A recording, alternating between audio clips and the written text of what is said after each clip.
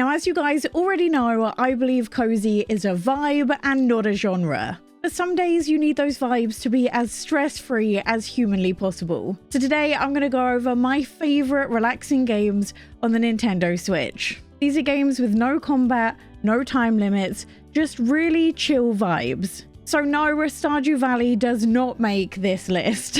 But before we get into my personal list, I'd love it if you could go to the comments down below and tell me what your favorite game is for when you're stressed. I can only cover so many, so I'd love to see your suggestions down below. Now, before we get into the main list, I'm going to throw in Animal Crossing as an honorable mention. Now, the reason this is an honorable mention and not in the main list is because most of you are sat here watching my video because of Animal Crossing. And I'd go as far as to say I think Animal Crossing is one of the best cozy games of all time. But the reason I gravitated to cozy games, and the reason many of you have probably done that as well, is I'm just burnt out from it.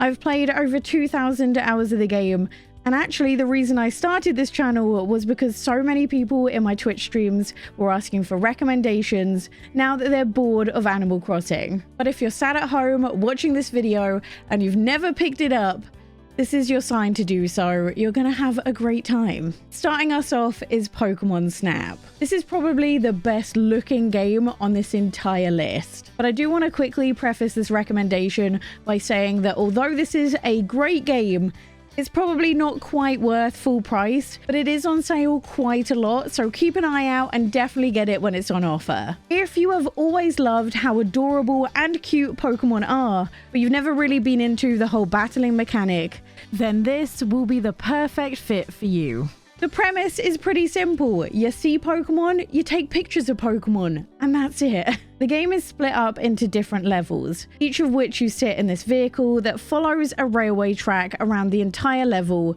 giving you different tasks you need to complete throughout it. And the nice thing is, each track can be played multiple times. Each time you do it, you'll see different Pokemon and different events, meaning that there is a lot of gameplay to be had. And each level is also so varied as well, not just with different environments, but also with different Pokemon that interact with each other in different ways. This to me shows the potential of the Pokemon franchise, not just with their normal games, but give me a game like this where I can pet the Pokemon and take care of them, and I will give you all my money, Nintendo. Next on my list is Wylde Flowers. Now, I have a full video about this game going up in a little bit as I finally played it, but let's give you the quick rundown now. Now, if you find normal farming sims a little bit too much, this might be the perfect farming sim for you. First of all, you can choose your day length. So if you always feel a little bit rushed, especially if you play the likes of Stardew Valley, then you'll be glad to know that Wylde Flowers has a setting allowing you to slow down each day. But also, this farming sim is completely combat free.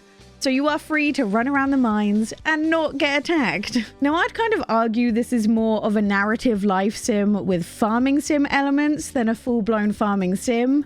But the thing that really made me fall in love with it is that the farming actually has a purpose other than just earning you money. In this, you play as Tara. And at first, I was a little bit worried about playing a farming sim where you play it as a character instead of basically playing as yourself.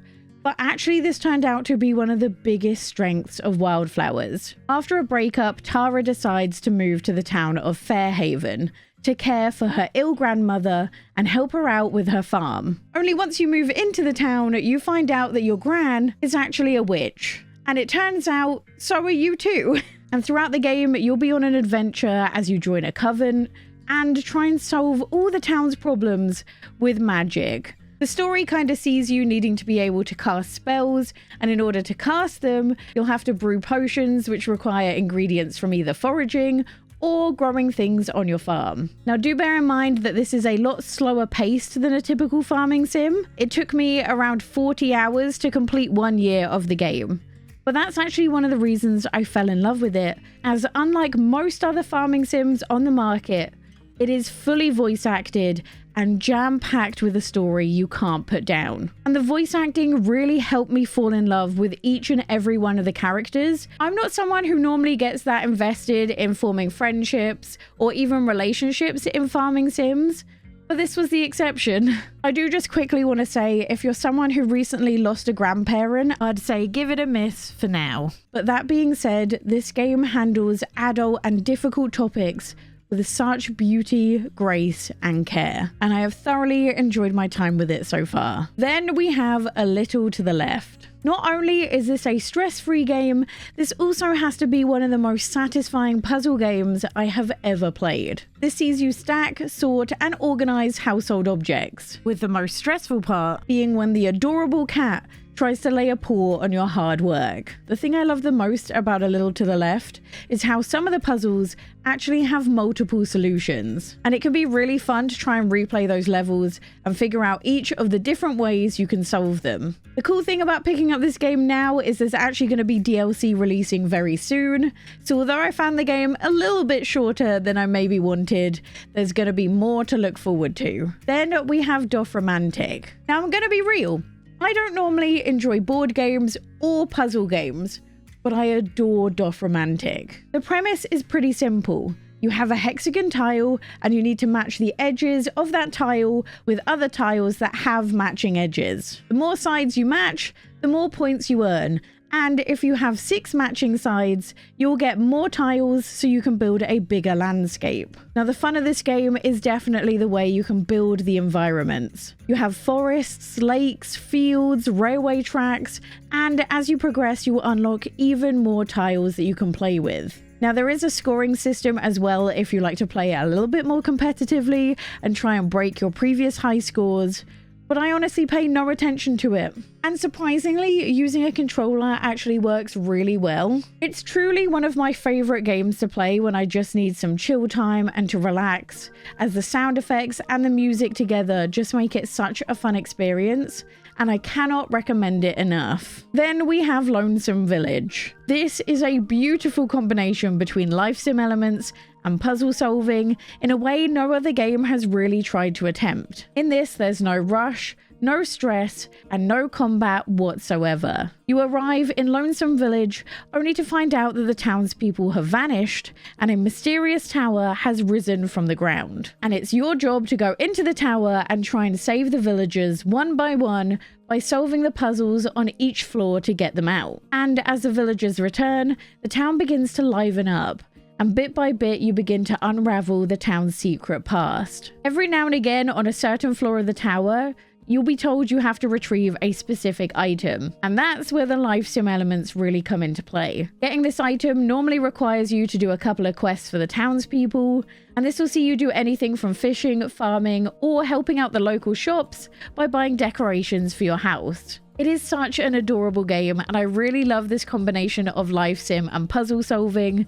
The puzzles themselves are actually so good and so varied. I genuinely had such a good time with it. Then we have Lil Gator Game. This is short but very sweet. Now, I've slightly broken my rule about combat, mainly because I wouldn't really call this combat whatsoever. There's no health, no stamina bar, just kind of button mashing, so don't worry about that if you see it in this footage. The story sees your older sister make up a fantasy game, but soon after she leaves for college, and when she gets back from school's break, she's suddenly too busy with assignments to play with you. So it becomes your job to convince her to come back to the game, and the story is truly wholesome. And throughout the game, you'll explore and make friends and carry out quests for characters to try and get them to join your cause. But like every game on this list, the best part of it is that you can take it completely at your own pace. Truly optimum coziness. Then we have Spiritfarer. I said this was a stress-free list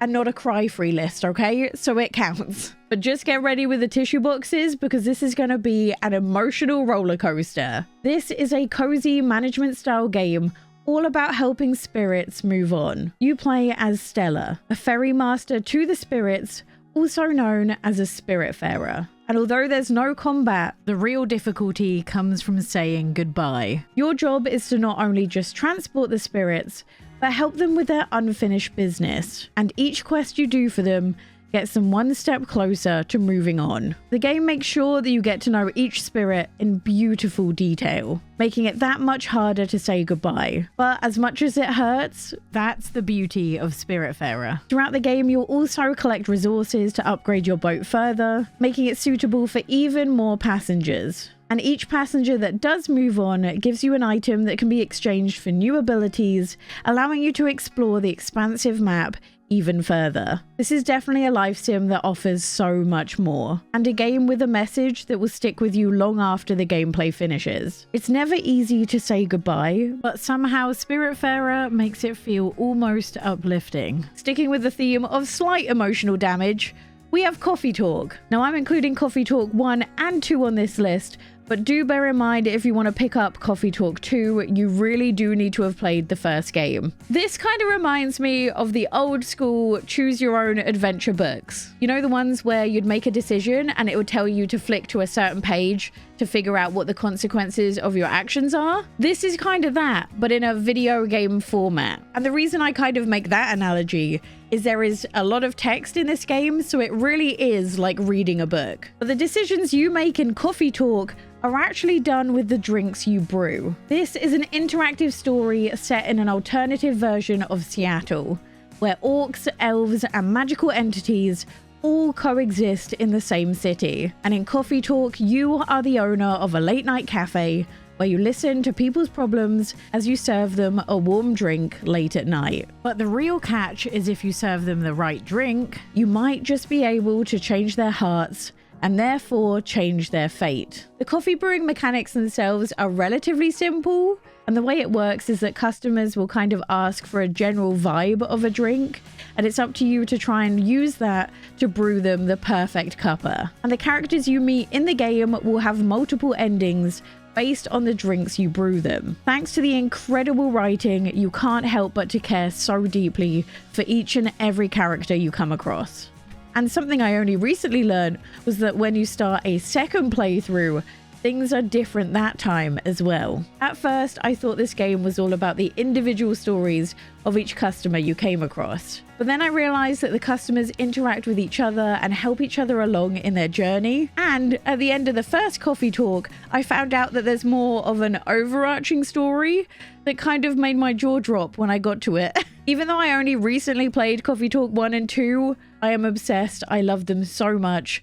Just a quick note though, these are definitely adult games. Then we have Return to Monkey Island. I knew I wanted to include at least one point-and-click game on this list. The hardest part was deciding which point-and-click game to include on the list. Point-and-click games are one of my personal favorites when I want to just sit down and relax, and I was stuck between Broken Age, which was one of my first experiences and still holds up to this day, Lost in Play, which is a very different experience as it's all visual, or this game, Return to Monkey Island. Now I decided to go with Return to Monkey Island as it has one thing that made it slightly less frustrating than the other two, and that was an incredible hint system. This point-and-click adventure game is packed with a ton of character and will definitely make you laugh a number of times. Now, if you haven't played any of the original Monkey Island games, do not worry, you can still play this one and enjoy it. But if you did play them, you'll definitely pick up on way more of the references. Not only are the puzzles brilliantly designed, fun, and also challenging in a great way, they will also make you laugh out loud. And as always in point-and-click games, it can be a little bit obscure at points. But as I said, the hint book in the game really does help and stops the need to ever go to Google when you're stuck. The thing I love about the hint system though is it doesn't just tell you the answer. It nudges you there one hint at a time, with each hint getting a little bit closer to the actual answer. Now, there's nothing wrong with needing to look through walkthroughs. I do that all the time, but I do love it when puzzle games kind of eliminate the need for you to go on Google. This is truly the perfect game to fully immerse yourself in gameplay, as not only is the story incredible, it's also fully voice acted, which makes it incredibly difficult to put down. Next up, we have Unpacking. Once again, I remind you that I said this is a stress-free list and not a crying-free list. This is one of my personal favorites, and the only downside is that you'll wish it never ended. Despite having no narrative and not a single word in the game, this is a story of a young woman finding her way in life, told purely from unpacking her belongings at different points. I feel like people look at me weirdly when I say how beautifully moving the story is, when all you really do is move someone else's belongings. But even I was surprised at how much you can learn about someone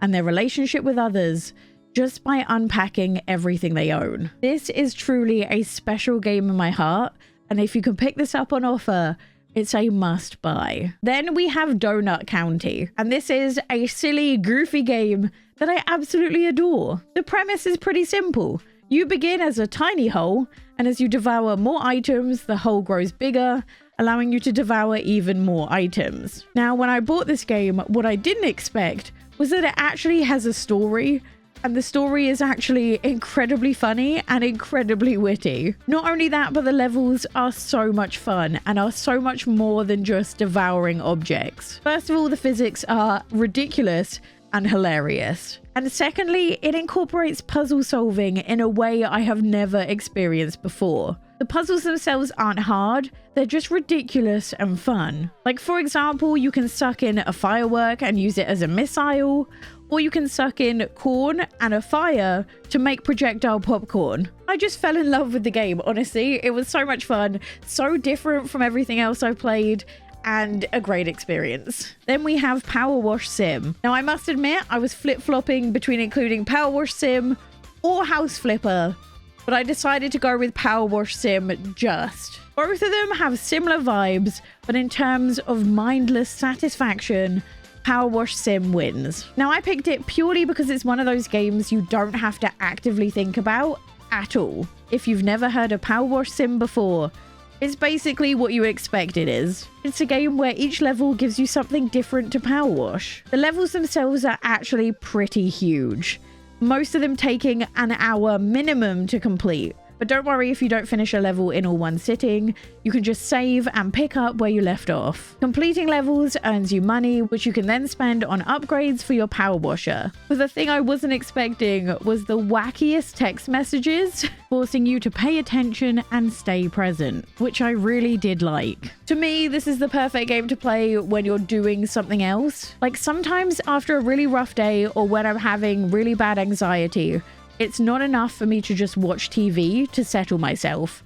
I find that I need to be doing something with my hands, and this, combined with my favorite show, is the perfect way for me to unwind. Then we have Disney Dreamlight Valley. I feel like I don't need to spend too long on this, but I'm including it as the thing I love the most about it is that it's constantly getting updates, which means I constantly come back. And I know it sounds silly, but sometimes when you're having a really rough time, something as simple as having an update for your favorite game can really make things better. If you somehow have no idea what Disney Dreamlight Valley is, it's a life sim with similar vibes to Animal Crossing, but it's a lot more quest-based. And it sees you run around the valley, bringing back Disney characters after the forgetting made them all leave. And in these quests, you do anything from fishing, farming, foraging, crafting, cooking, and even decorating. This game runs in real time like Animal Crossing did, and we're just weeks away from one of their new updates, which, according to the roadmap, should include a Disney princess,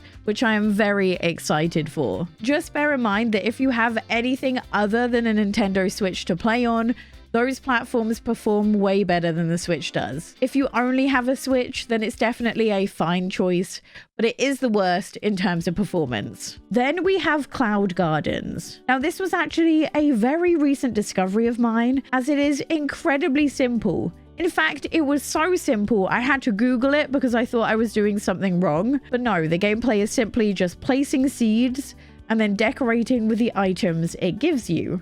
Every time you decorate, the plants will grow a little bit more, and you'll be able to harvest more seeds in which you can plant. And in order to pass the level, you just need a certain percentage of the map covered in plants. Every couple of levels, you get a brand new seed introduced with you, and that gives you a different plant that behaves in a slightly different way. There's nothing difficult about the game, it's just soothing and calm, and I've been enjoying playing it in short bursts. Finishing off today's list, we have Melatonin. Okay, I put this one last as I know not everyone will find rhythm games soothing, but for me, rhythm games are perfect, especially ones that are based on lo-fi music. For me, sometimes I am in desperate need of something that can capture my entire attention just to get me out of my head. And rhythm games do that perfectly. If you daydream, if you stop paying attention, you will miss a beat and it will bring you straight back into the game. But the thing I love the most about this one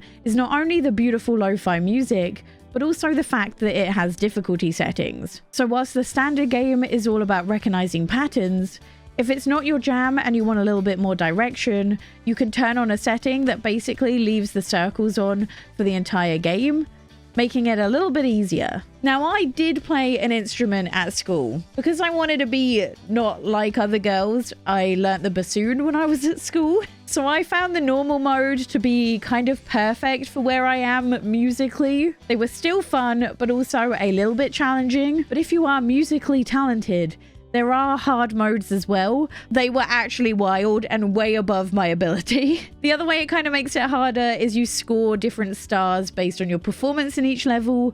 I was a solid 2-star gal. 3 stars requires near perfection.